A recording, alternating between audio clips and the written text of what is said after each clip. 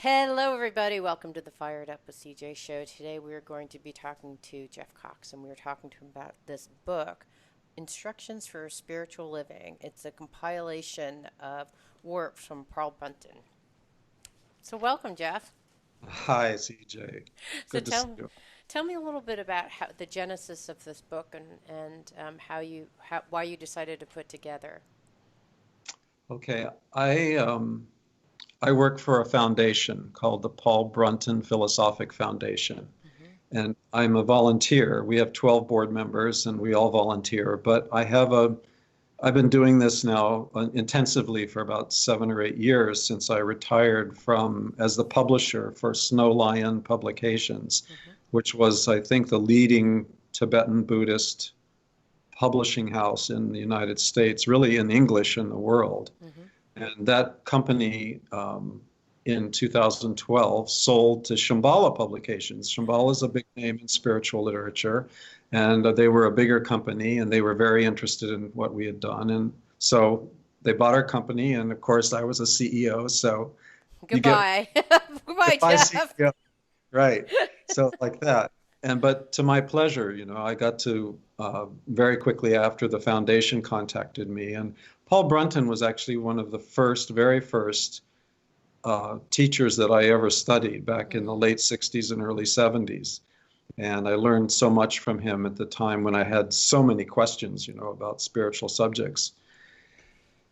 I I found him through a yoga teacher in Columbus, Ohio, where I was raised, and was asking her all kinds of questions, and she said, you really should read Paul Brunton.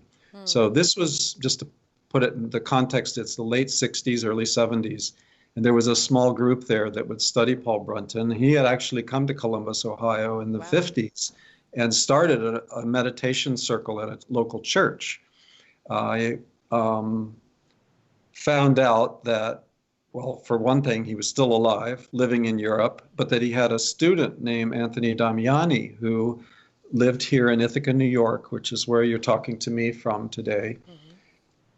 And I, after I graduated from college, I decided to move here to be part of this study group. Wow. And he was a meditation teacher, but he was very interested in spiritual philosophy, East and West. And he freely, basically, I don't think he ever accepted any money for any classes. He had another job and he had a family to take care of, but he would somehow manage to teach classes maybe 5 days a week. Hmm. And he had a bookstore, and eventually we built a study center, a meditation retreat place with 4 buildings, and I was a big part of that process in the early 70s. And in the 70s, I met Paul Brunton. I went to Europe a couple of times. He was living in semi retirement by that time. And I spent perhaps a couple of weeks total in these 2 trips. It's interesting, Paul Brunton, because if you look in the book, there's a lot of endorsements, and some of them are names that you might recognize that are, teachers that are sort of senior now, Hmm. like, oh, well, there's Muji and Georg Feuerstein and Elizabeth Kubler-Ross, some of the older ones, but some of the newer ones that endorsed Paul Brunton recently are like Adyashanti, Gangaji, and those are probably two of the more popular teachers, of Yeah. contemporary teachers. So some of these people say, oh, he was one of the greats, that Mm. brought Eastern spirituality to the West. Mm. And in fact, he grew up in London, and in the early 1930s, he was encouraged by circumstances, interests, and other people to travel to India and meet teachers there. Mm. He had already had mystical development as a teenager. It just sort of came spontaneously to him when he was like 16, 17. Mm. He said, I had some of my most profound mystical experiences when I was but a teenager. But when he goes to India, he writes a book after this visit called A Search in Secret India. Hmm. Have you ever heard of Ramana Maharshi? Hmm. The Beatles guru. That was Is that a different one? yeah, that was the transcendental meditation teacher, Okay. Mahesh Yogi. Okay. Sorry. But Okay. Ramana Maharshi, he's actually the root guru of um, Papaji, who then fostered Muji and Gangaji, and also Okay, got it. Yes. Ramana is looked to by a lot of Vedantist teachers, Advaita Vedanta, the non-dualist teachers that are current. So you see, like Muji, when you see Muji teach, he's got a picture of Ramana next to him and a picture of his other teacher, Papaji. So these are like philosophically, whether they Right. knew him personally or not, they're like their root teachers. So Paul got to meet Ramana Maharshi. Okay, And got it. that's the teacher. He, in this book, Search in Secret India, he basically writes this book and it becomes a bestseller across the world. It's Mm, published by the biggest publisher in England and in New York City, Dotton at the time, and Penguin Random House is the current one in the UK. The book sells in 20 languages. It sold mm, over 1 million copies, one of these things. And it really awoke the West mm. to Eastern spirituality. So I don't know if this part is particularly compelling, but the thing is he went on to write 10 other books. And he was, like Bill Nye, the science guy, when Right. there's a question about science on PBS or Yes. something, they call in Bill Nye. Come in, Bill. Tell Right. us the truth about global warming. Right. It's awfully hot out here. Yes. Um, so Paul Brunton was like the Bill Nye of Eastern spirituality. Mm, He was invited all over the world. He traveled for a few decades, actually, to many, many countries, and he gave lectures in addition to his books. He never wanted to be seen as a guru, mm. more as just a teacher. He's offering the teaching is what's really important. It's really the teaching that liberates us, And was he a not. professor or what was his? I know that he had Well, spiritual actually, experiences. he wasn't a professor. I actually don't know if he went to college, now that you mention it. Yeah. He served in World War I in England. He was in the tank corps. He started a number of businesses, one of which, the Atlantis Bookshop in London, is still in existence over 100 Wow. years. And he had some magazines on like self-improvement and, Wow. get successful, those kinds of, Yeah. self-help things. Yeah. But those He would are, be a sensation on the internet now. Or he'd have his YouTube channel yeah, on the like internet. A that. YouTube sensation channel now. for sure. He'd be interviewing people like you like you do, because he was always interested in who's teaching what and like all kinds of aspects of Mm. spirituality, from clairvoyance, people, palm readers, astrologers, That would be uh, like me. Yes, that's yeah, very similar. mystics of various kinds, whatever it was. He considered himself a researcher, Yeah. but he had profound access. I mean, you read these stories in some of his books about how he'd be in the Egyptian desert, right? He went there to explore the pyramids, especially the Great Pyramid and the Sphinx. And in the desert, he just happens to meet this person sitting out, sort of meditating on a rock out in the middle of nowhere, who has a message for him, right? Put in his book. He says, we know the work you're doing, and we want you to give this message to the West. And the Mm. message, actually, I'll tell you, since this is a talk show and I'm talking, the message was, don't open the tombs, Oh. because they've been sealed with, forces, occult forces that Oh. you're letting loose on the world when these tombs are opened. And Oops. so, Too late for that. people aren't going to listen to that, right? Because there's gold in those tombs, Right. and yeah, you know what I mean. So, Yeah. but there's a cult. He was very interested in the occult, the subtle aspects of things, and forces, the forces for good and for evil, we could call it, or the forces that create obstacles in our lives. Mm. So how did this book come to be? Well, he wrote these books, these 10, 11 books, 8 of which are still in print 80 years later. And because I was a publisher, part of what I did when I came on the foundation was to get four of the ones that had been briefly out of print back in print Mm. through another publisher, North Atlantic Books. And so I knew of this material, these essays. He had written these essays on, each one is on a kind of an important key topic in spiritual development. And it had been published in a different form, not exactly the same essays. I added a couple and I removed a couple, but I saw what I saw in this book was that this is a manual for spiritual practice. Mm. This is the book I wish I had had back in the 70s when I had started and I had certain questions and I was bound to face certain obstacles on the spiritual path.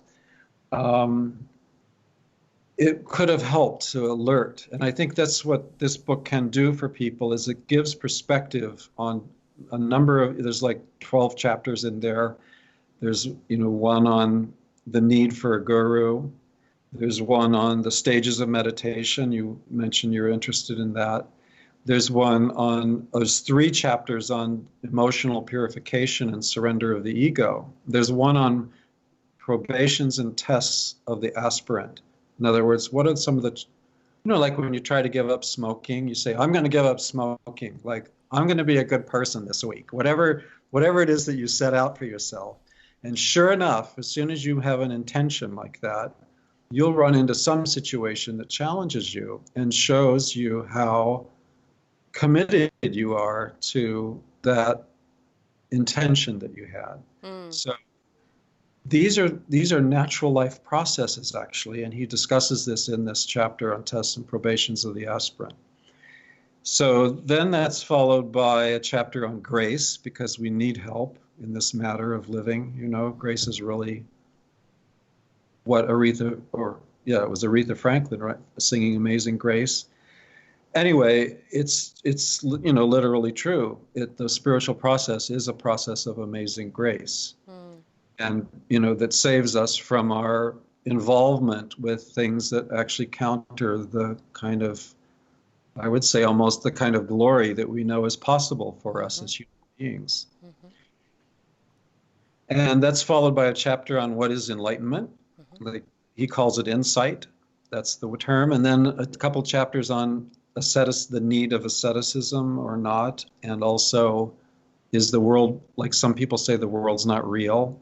Mm-hmm. We should just get over it. It's just a dream, whatever. Emptiness, it's all empty. Well, it could be misunderstood. It could be taken in a way that is not really what Paul Brunton might call the final completion of the path. So what I find interesting is you've pretty much started off following him.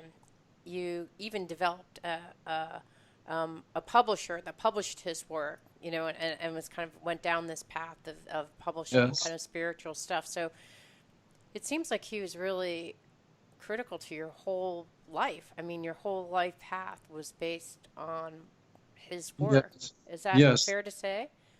Well, I started studying PB, and that was in the late 60s. In 1984, a local friend in this group I mentioned that under this teacher, and we had the study center, he was involved with a startup publishing company that wasn't doing so well financially, but this person had connections to the Dalai Lama. Mm-hmm. I mean, close connections to the Dalai.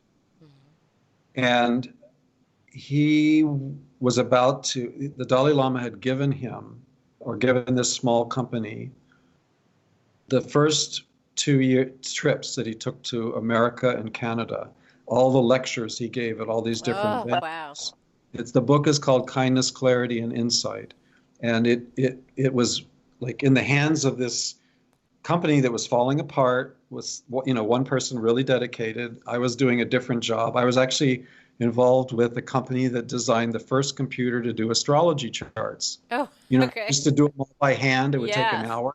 Well, this person that was also in our group, he was from India, an engineer. He developed a fancy calculator that would generate a chart in 1 minute. Right. And I would travel around the country and actually overseas selling this thing and meeting astrologers and talking astrology. It was really interesting. But at some point things changed. And this friend offered me, he said, you want to come and try to get this company going, Snow Lion. And so for the next 30 years, that's what I did. I worked with him. We had like 15 people and we built a company, a mail order business. We published 300 titles.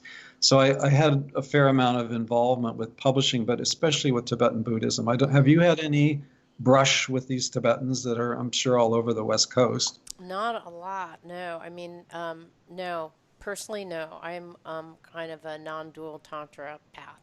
But Yes. my husband just came back from a meditation retreat with some Tibetan Buddhists, and they're lovely. I mean, and they're serious. They're serious scholars.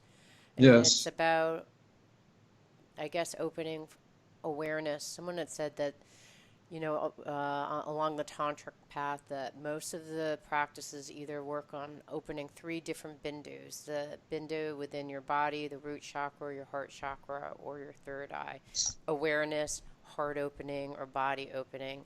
Mm, And it seems like the practice that he's with right now is about opening up this, third see. eye, kind of Mm, opening up to awareness and recognizing that it's empty.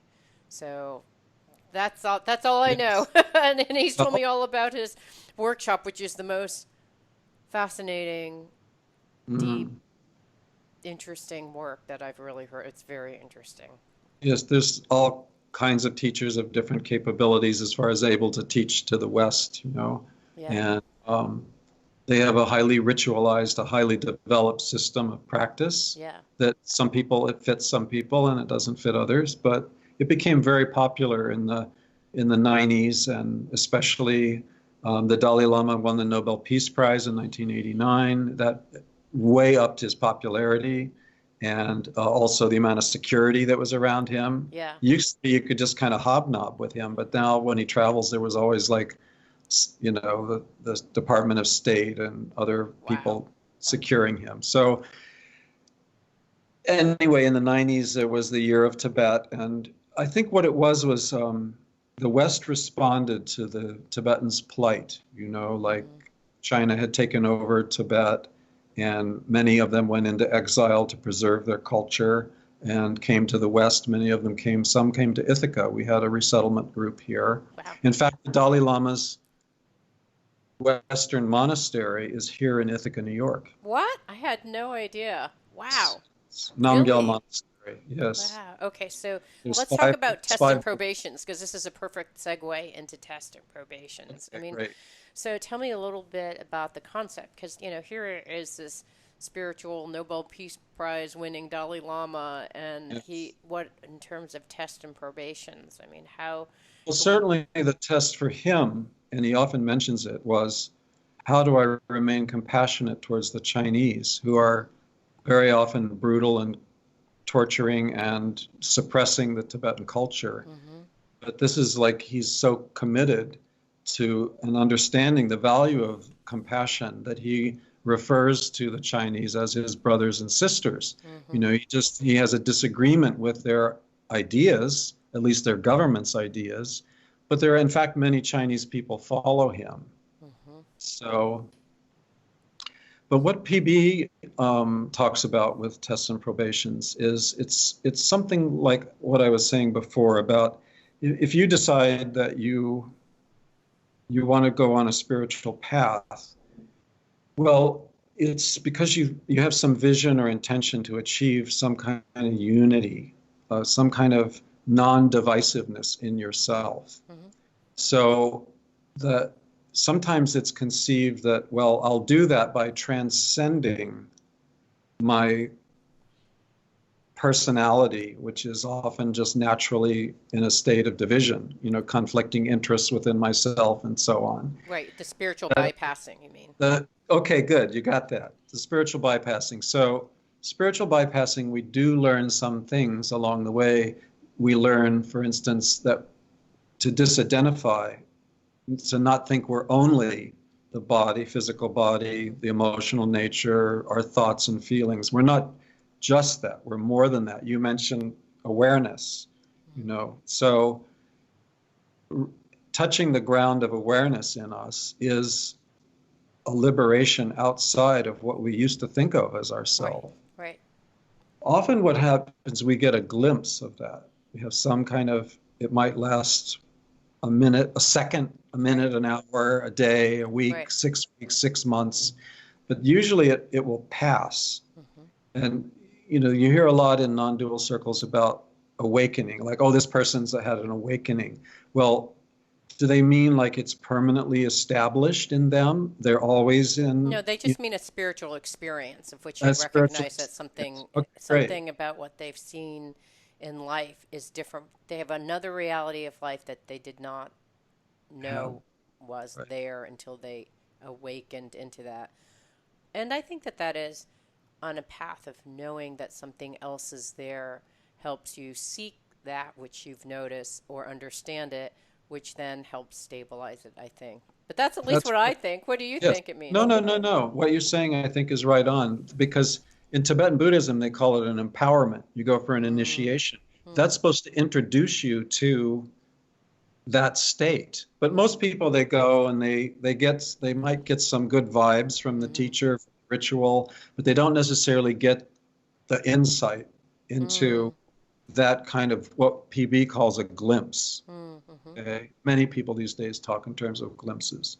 So mm-hmm. you get a glimpse, and as you said, now you know what you have a different orientation that you Right. see as possible. There's a different orientation possible. Um, PB talks about the witness becoming like a witness consciousness. Well, that's one of the stages of realization is to become. It's more than thinking that you're the finite embodied ego in the body, as it were.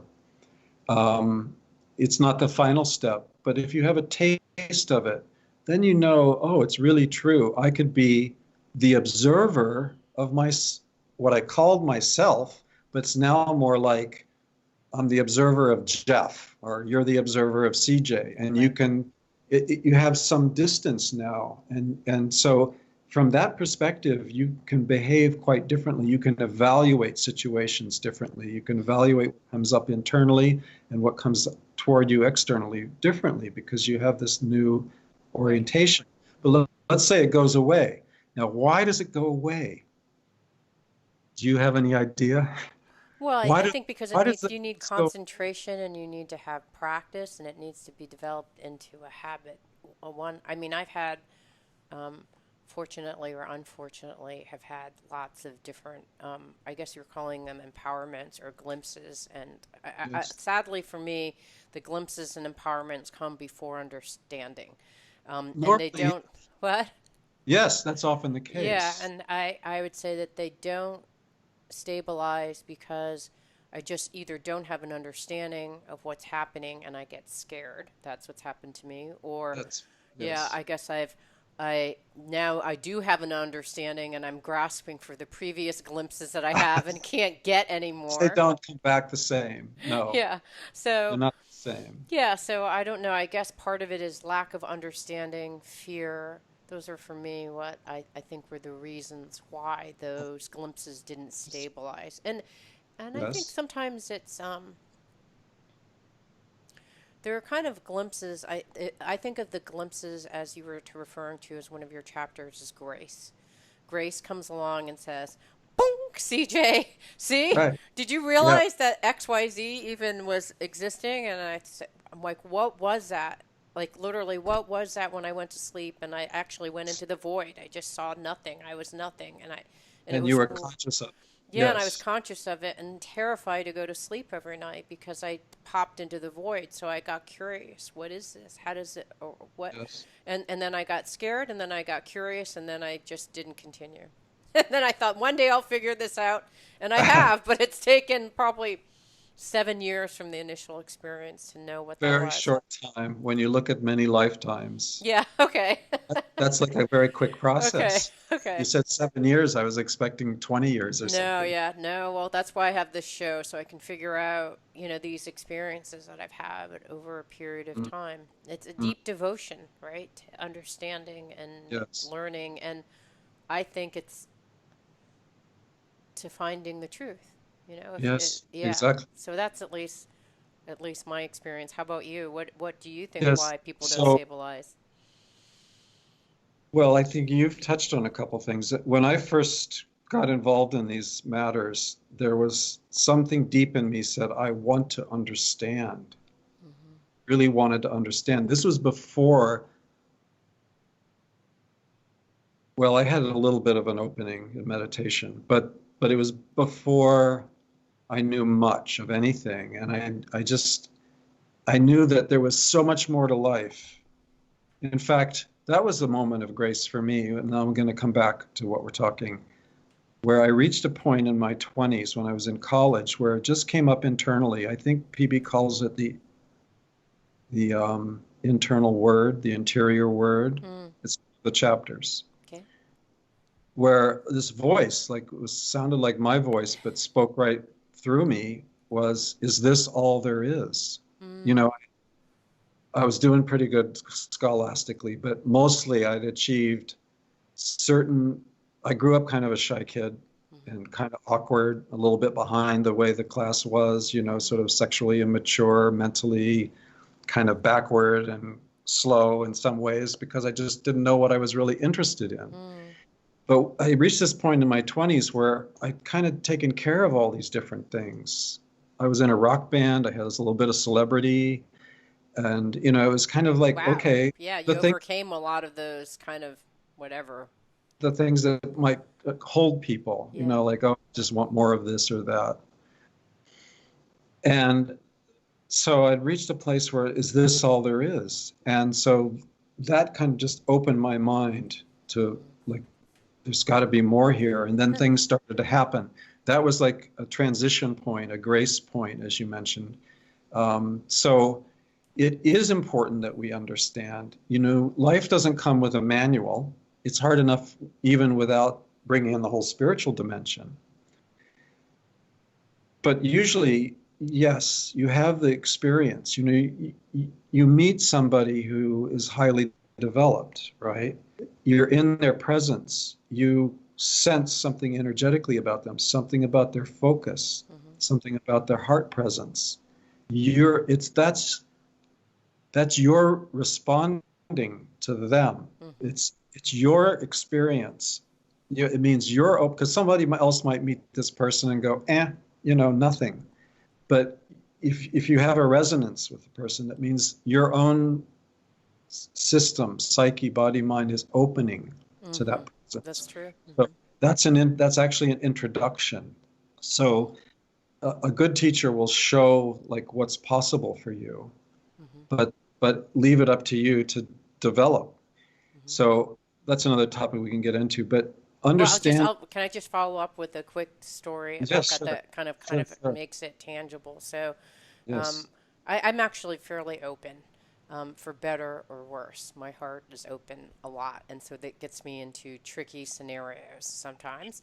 However, I was open to my teacher, but then over time, as you deepen and appreciate your teacher, it's like a devotional quality, not like it's just so much gratitude for what my teacher has done that literally I go to see him live in Berkeley, and I'll see him and my heart just like it just opens up. I mean, my heart, I'm pretty open, but it's kind of like, you know, like like a Yes. peacock or something. Yes. And I'm just filled with love. And sometimes I'll just start crying. I'm like, what Yes. is happening to me? I'm like those crazy girls Yes. from the Beetle who get frantic No. and they're crying. Yes. It's not the same, like, Yes. ah! So I think that's what you mean is that there's this kind of devotional quality. Sorry, I didn't want to interrupt, but we were talking about That's beautiful. why people stabilize. But I think it's finding a teacher that you open with and resonate with energetically is, I think, where you're going. Yes. But what are some other reasons for you? Sorry, I didn't mean to Well, interrupt you. No. PB writes somewhere, I believe in tears. Yeah. You know, the tears are a way that the incrustations on the heart, the places we hold ourselves closed, the layers of fear, the doubt, the self-judgment. You know, actually, these are some of the obstacles, you know, the way we judge ourselves and others. There's the way we doubt our capability, the way we doubt our own spiritual reality. And devotional tears are a way your whole being responds to that movement of grace. It's really Yeah. a movement of grace That's in you. interesting. I It's never just even thought about that. That's interesting. opening you. Yeah, Yeah. really. It's like that. Fear, yeah, we're used to a certain orientation in the world. I need to know I have a cup of coffee in the morning, although I don't drink coffee. But, whatever you do, you get up, you have your routines. These routines make us feel grounded, Yeah. Uh-huh. whereas spiritual opening is totally ungrounded. When you're really open, you're like, your psyche's like a bubble floating in the water. You Mm-hmm. know, it's a kind of openness, and it's ungrounded, but it is free. Mm-hmm. Right. And but because you're grounded now in something different, you learn to ground in the wisdom that's available in the moment, the Mm. way tuition is moving you. Mm-hmm. It's that kind of sensitivity. When your heart and mind are really developed and open, you have a sensitivity that can just kind of move through life with very little agitation, I would Mm. say. Mm-hmm. So I Doesn't can see that as if you have a glimpse that that you're working against habitual routines, against all of that, right? It's kind of like, Yeah, no, CJ, go back to doing this. You have yeah. emails to answer, not whatever is happening. Well, you could learn to answer your emails from that place, It's hard. but I've tried. it, But yes. well, it's hard. I remember when busy working, sitting behind a desk at any kind of email, any kind of problem could come in the door at any minute. I mean, we had a company with a fair number of people, a lot of customers coming through, and a website that wasn't always perfectly functioning, and things, people that were in trouble, and like the person needed to take off work, or whatever, the roof was leaking onto our inventory, whatever it might be. But Right. how to stay really present and not go into that kind of anxiety reactivity. So, not that action isn't necessary, but it's like the place from which you move, like how to, finding that place. And I have to say, after 30 years, I failed. I had plenty of practice, and that's all adds up. Maybe it's like your 7 years, it all kind of adds up. But it, um, it's coming easier, much easier now that I'm retired, because I can pace myself, instead of having to get up and get out the door in less than an hour or something in the morning. I'm usually from pajamas to the door about 3 hours now. I have the same thing, Jeff, because I had it. I 3 weeks ago I got a concussion, a mild concussion. Oh gosh. Yeah, and so I literally can't think the way that I did before. Like I can't multitask. I would be doing like three things at once. I literally can't do three things at once. I've had to say to my husband, I'm like, let me finish this thing, and then I will go over and do the thing that you've asked me. Or I can't, let me just finish this one thing. So my brain is literally not the same brain, right? At least for now. Hopefully it will resume, or maybe not. A dear friend of mine said, like, what kind of message do you need from the universe not to think? Like, or don't you think that was the supreme message that you got? Yeah. I literally can't think the way that I used to. Although Yes. also an side effect of the concussion is that the irritation level that I have is like through the roof. And I don't know whether it's the tension. I don't know whether it's the test and probation, right? You can't think the way that you used to. So I'm Right. literally, I'm a planner. I'm planning Yes. things out like down to the 20th step into the future. Good. And and I literally can't. I mean, I was trying to pack for a 3-day weekend, and I Yes. just stared. I was like, I have no idea if I'm packing all the right things. I know I have, underwear, some pants to wear on the bottom, and a shirt. Like this is the best I can do. And I just Yes. ruined all in the. But it has been a test and probation because I literally Yes. have not been able to think and or have tolerance for multitasking anymore. It's very But strange, but I wonder if it sort of in a way knocked you out of your location. it did knock me out of my location because You my know. normal is Yeah. kind of like dee, dee, dee, dee, dee, dee, Yeah. dee. Yeah. My Yeah. mind is like going into Yeah. 20 different directions. Right. It's just like Yes. I just have one band now. I used Yes. to have multi bands crossing each other. Now there's just one band. And to my detriment, I mean, to my, I have, right before getting on to this radio show, Yes. I was going through 1,000 emails, and I'm down to, I knocked down half of them. And since I think I've been working since 10, so 10 to 11, like 3 hours, I knocked down a half of them, and I have another half of which I have to book upcoming radio shows, which Yes. you have no idea. It's like a nightmare because someone Well, who's having cognitive issues, like going to their calendar and booking this and yes. get it's just like a nightmare. But yeah. So anyhow, But you're doing great here. I yeah, mean, no, yeah, I I guess would, if you hadn't told me, I wouldn't say, oh, that CJ, she's a little off today. I mean, she's a little off all the time now. No, oh, I'm no. tracking the conversation. I'm present. We're talking about tests and probations. We're still Yes. talking about glimpses and why they Yes. don't occur, but I'm hearing routines, um, and the fear, doubt, self judgment. Are Yes. those some of the other So, reasons why? so it basically you're attached, the things you're attached to and the things that you resist.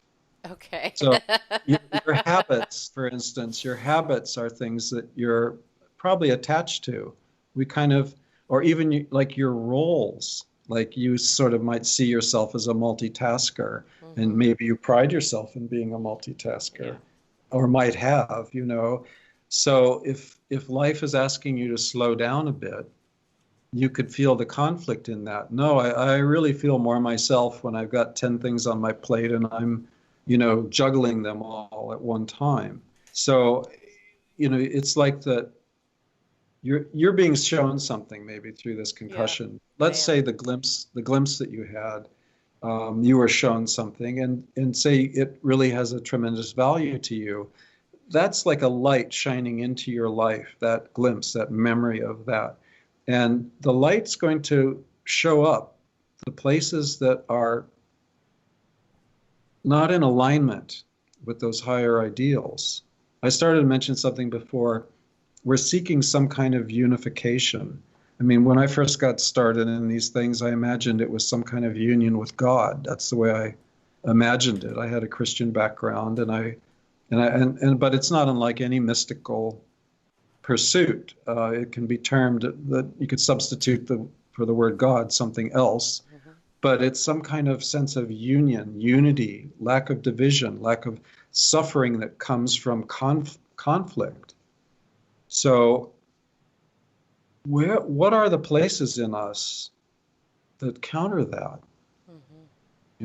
And this is like the chapters on emotional purification and so on are often just taking a good hard look at those traits, those things that we like to do, perhaps even that are counter to us making our own like deep internal, like a deep dive into ourself. Hmm. What keeps us floating to the surface like a cork in the water? Hmm. We try to meditate. Maybe we go in, we could get into some quiet, and then something comes up, like, oh, so and so, that, the phone conversation, and you might dismiss them, but why do they keep coming up? Hmm. What is this? Why can't I just sink into the quiet that I know is there in my heart? Mm. Yeah, it's And so, interesting. Yeah, I get it. So like for me, I'm kind of going into, so I have a concussion and the things I'm attached to, I've I came from a high-tech background and it's all intellectual property. It's similar to hmm, publishing, right? Your ideas are and yes, being smart is how you're valued. And so that was my upbringing, so to speak. And I'm also from an Asian background, so that's completely just like well, emphasizing that even more. yeah. So if you're no longer intelligent, academically performing well, it's like that's an attachment that I have had to give up because I can't. I literally can't do. I mean, I can't do the same types of things for now, and I hope it comes back. I mean, I hope it comes back, but that I relate to it like Actually, that was a good time when I didn't have to think so much. It was actually a nicer time than the time that now I had to Mm, do a presentation, two presentations back to back last week. So I had to put together two PowerPoint decks, and I had to like practice and deliver, and they were like, whatever number of people in an online group, and I was like, "You're lucky I just even arrived. Like I let alone put yes. together these PowerPoints." In Uh, my head, it felt like a cleaver was going through my head. It hurt so bad putting together those PowerPoints and then listening for feedback and then editing those PowerPoints and then coming up with another set of PowerPoints and delivering. It was like, it hurt my head so badly. And I thought, I wonder if this is happening normally. I just don't, you don't recognize the cognitive load and stress yes. that putting a PowerPoint presentation puts Mm, on your brain mm, until your every cognitive move hurts you. mm, I mean, it literally was hurting mm. my head. I'd have a splitting headache, and I thought, wow, I'm now conscious and aware that probably each time I'm doing these PowerPoints and presentations and running off creating whatever, which is what my modus operandi is. I'm a Uh, creator, so but those yeah. things have a huge cognitive load, and now I'm aware of like, wow, I Yeah. was not aware until I had a brain that can't handle a lot of capacity, and it hurts really badly. So the question, I guess, I comes to my mind as I listen to you is, how does this serve you? This particular kind of intense lifestyle that you've had.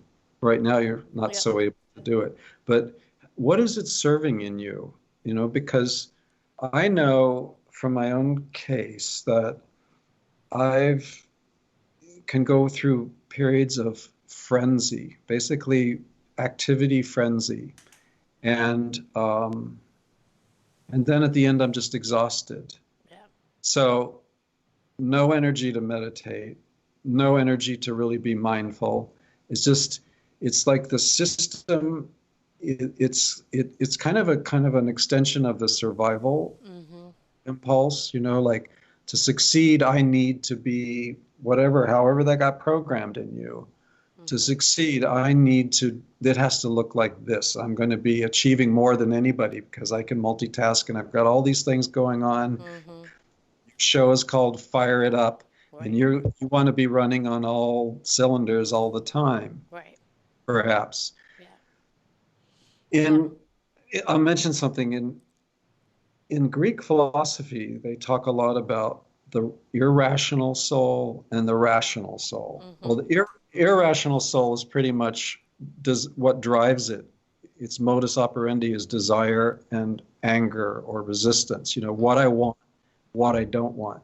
It's what I, it's what as a separate entity. This thing as a separate entity. What do I need to really make it? And the whole thing of what's enough. You know, there's really no, from that perspective, there's nothing that's enough. Make me king of. Well, they offered Jesus in the Mm-hmm. desert. You want to be king of the world. Yeah. So it kind of comes to that. Like, Mm-hmm. you kind of have to think, well, what is it that I really want here? Mm-hmm. Because if I'm not going to be happy till I'm king of the world, will I even be happy then? I probably want to go to Mars or something. It's like that part of us, the irrational. What irrational I think actually means is that we seek the happiness outside ourselves that only actually is within us. Mm-hmm. That's that example of you got diamonds in your pocket, but you're concerned about getting to work at your job that pays you minimum wage, Mm-hmm. you know, Yeah. and you got to work two jobs in order to make enough money to buy food. But if you'd ever just take the time to stick your hands in your pockets, you you might Oh no, I'm I'm I'm riches. I'm I'm only grabbing my head because this is all relating to me. Okay, so I'll tell you how I'm knitting this together in my brain. Yeah. So I'm actually looking at this uh, test or probation, which is I was literally running. Okay, so I'm this is really what happened, how I got the concussion in the first place. Question. Yeah. I'm running because I'm actually training myself. So I'm doing a lot of really hard physical pushing myself for a big walk. I'm going to do the Camino de Santiago. So I'm literally like doing Oh, weights and I'm running like at 6 in the morning. I'm running back and I'm sprinting at 8 and to make and it's like 7:45 and I'm trying to make an 8 o'clock meeting that I'm going to do on the phone for coaching, oh, so I'm still sweaty, so I've got to go back and I like maybe going to take a shower, but oh, I'm running out of time to take a shower, so I'm running running down the street, and then there was like a little dip in the sidewalk, and I fall, and my forehead literally gosh. goes into and so I was viewing this not as a test or probation, but I'm reframing this as a glimpse. I didn't think of it. I haven't really thought of it as a blessing or a grace-filled action because it doesn't feel good. Well, But they don't always feel good. I know, so I They figure like, often come in the form of pain. yeah. So this is my. I'm actually seeing this empowerment or glimpse or grace as being really painful. But what's interesting is that I can definitely see, and even if I think about what the what was setting it up was I was rushing, trying to do too much, get too much done, and I literally got stopped by the universe. My head went into a brick wall. Yes. And so I can see the kind of magic and really the thing that you're talking about, the rational mind and the irrational mind, But it's not the rational rational, soul, rather. the rational, and that's a movement that what motivates it is a will to the good.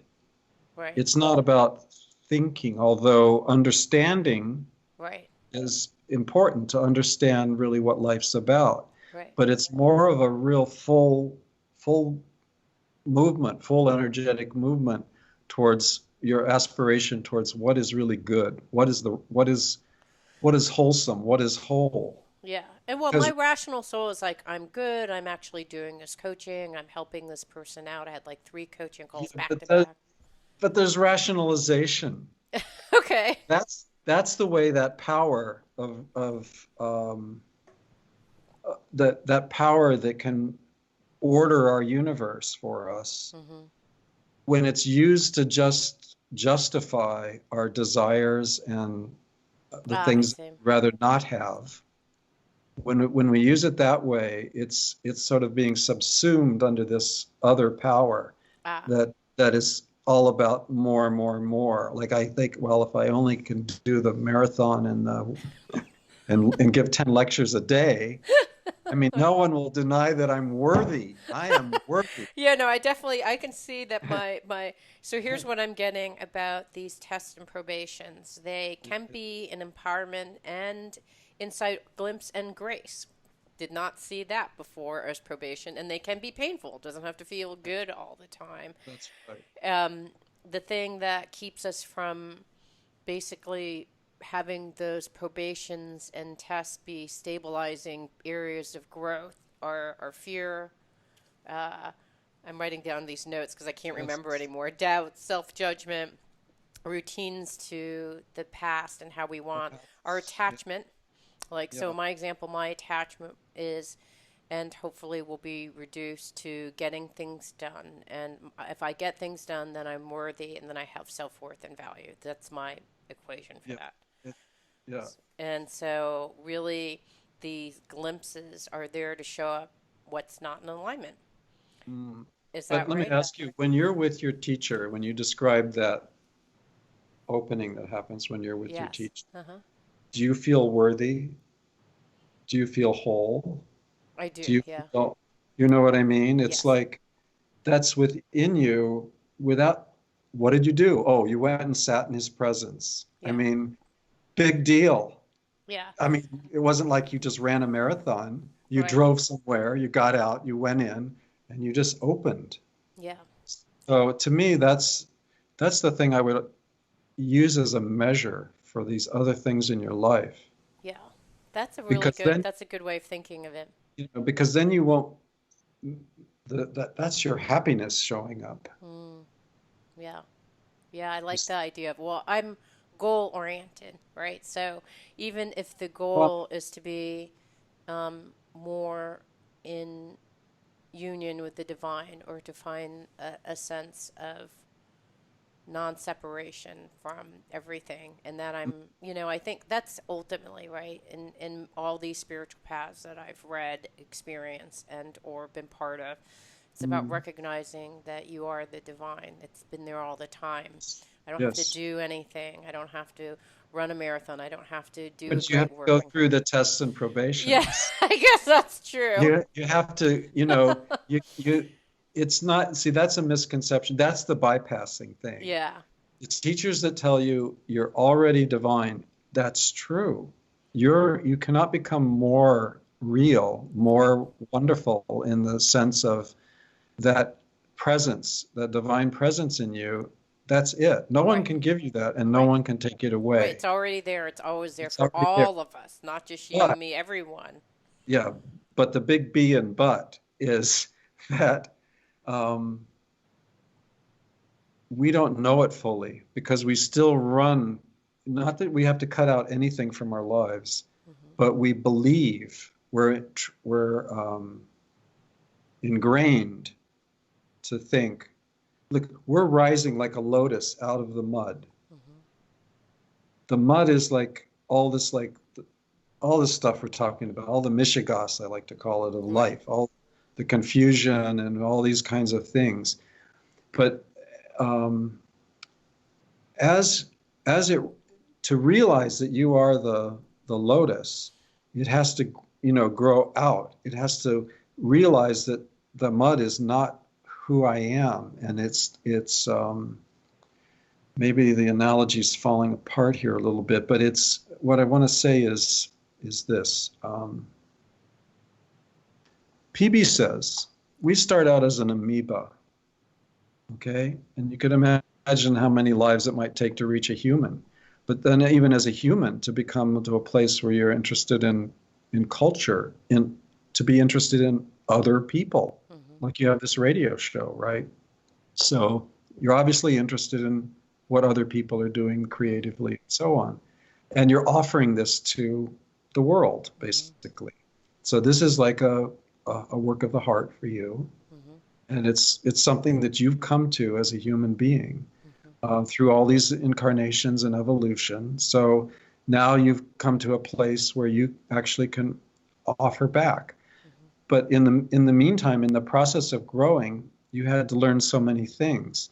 And in order to really do this kind of service well, there are it's kind of required that you be in full alignment with that inner being. Hmm.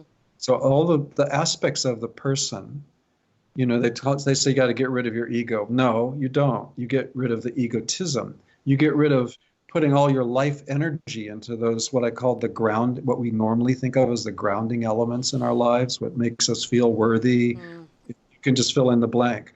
When these activities make me feel whatever. And it's usually usually what the answer that we fill in is actually something that comes from what we talked about, the way you open. Hmm. It's something that's inherently there. It's those inner qualities that are actually seeking embodiment and incarnation in your Hmm. life. Hmm. See what I'm saying? Hmm. So when you find something that really, like this show, for Hmm. instance, that really kind of resonates on many levels for you, that's usually an indication that you're bringing into alignment something deep core value Hmm. with circumstances of your life. Hmm. So all I was suggesting to you, and I asked myself the same question: do you have to do something right now? I saw that, Yes, we you know. have to wrap up, but Okay, but let me just finish this one statement. To search out those things, elements in your life that are not in alignment, and maybe they have value in themselves, but how to bring them into greater alignment. Maybe it is to go a little slower. Maybe it is to have a few less things on your plate.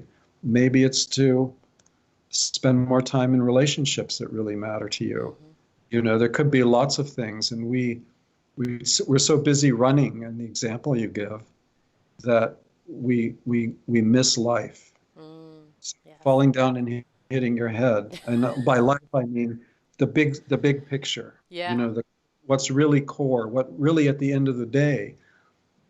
Somebody told me in a near-death experience. Wait, I'm going to do a quick wrap up and then for Okay. the radio folks, but And and then then we'll talk talk. a little. Okay.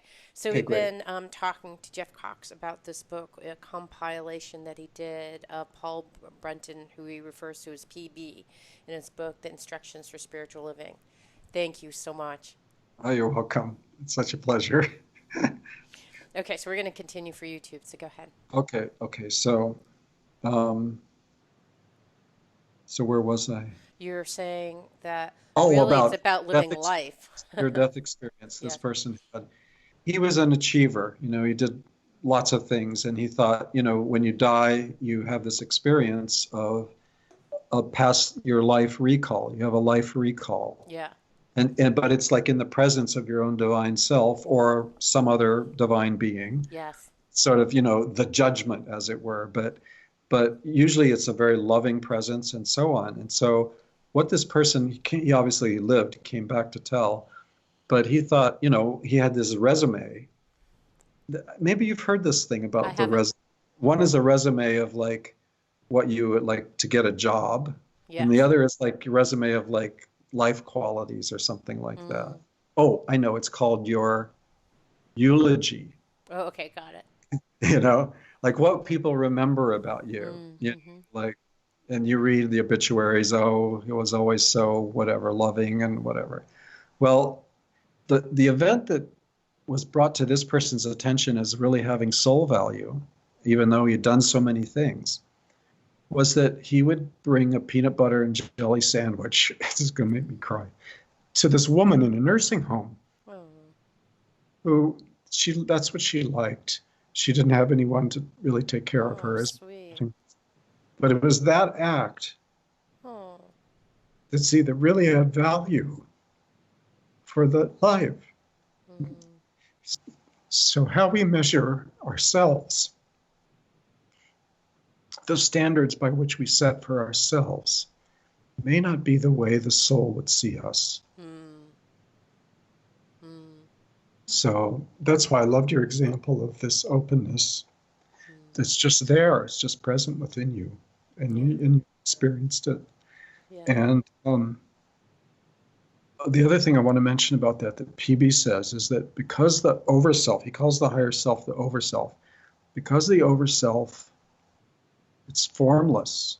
Mm-hmm. You know, it's full of possibility. It's the source of all the qualities that you want, actually. Mm, Love, sense of presence, clarity, compassion for others, wisdom. All these things are present there, but they come to birth in the moment. That's why being open and intuitively present in the moment, that's where they come forth. If we have our agenda, we're basically saying, I don't have time for you. Go away. Listening. Right. Like that. It's like that. That's Yeah. what our frenzied lifestyle is kind of like, Right. So, like when I took the phone off the hook and I went, Right. So, um, so it's like